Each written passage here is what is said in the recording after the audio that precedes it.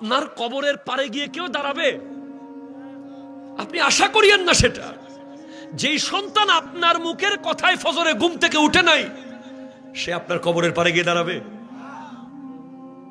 যাকে এত চেষ্টা করে এক পৃষ্ঠা কোরআন শরীফ পড়াতে পারেন নাই, সে আপনার কবরের পারে গিয়ে দাঁড়াবে? এটা সবার ক্ষেত্রে। কিসের নেশায়, কিসের আশায় আমরা মজা করছি? আল্লাহ বলছেন ওয়া আনতুম সামিদুন, তুমি গাফেল। তুমি গাফেল কেন? তুমি ঠাট্টা করছো, তুমি মজা করছো কেন? কেন করছো? কবর কি তোমাকে বলে নাই? কবর প্রতিদিন 10টা বাক্য বলে। কয়টা? জোরে কোন কয়টা? 10টা কথা কবর প্রতিদিন বলে। এগুলো শোনার ক্ষমতা আল্লাহ আমাদেরকে দেন নাই। শুনলে আমরা বেহুশ হয়ে মরে যেতাম, কিন্তু শোনার ক্ষমতা আমার নবীকে দেওয়া হয়েছে।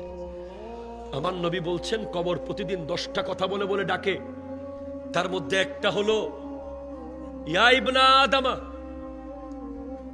তাসা আলা যাহরি ওয়া মাসিরুকা ফি বাতনি। আমার পিঠের উপরে দৌড়াদৌড়ি করতেছিস, দৌড়াদৌড়ি।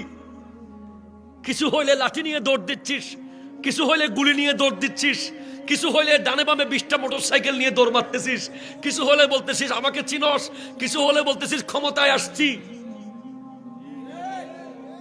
কথা বলেন না? কিছু হলেই ক্ষমতার বাহাদুরি, শরীরের বাহাদুরি, গুলির বাহাদুরি, টাকার বাহাদুরি। তাসা আলা যাহরি ওয়া মাসিরুকা ফি বাতনি।